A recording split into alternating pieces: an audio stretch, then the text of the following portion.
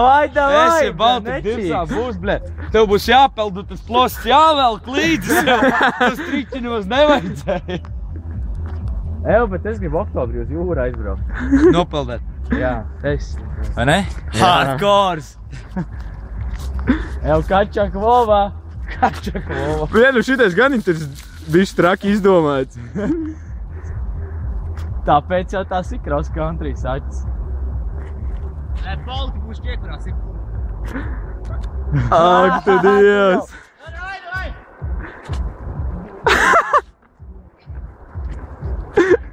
Ew!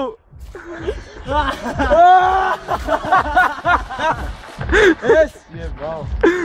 Tu pāri peldi, tev rezultātu neieskaiti.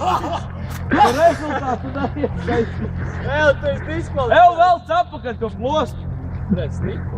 Nē, tās pāries ir šitā. Es domāju, plosts kā plosts.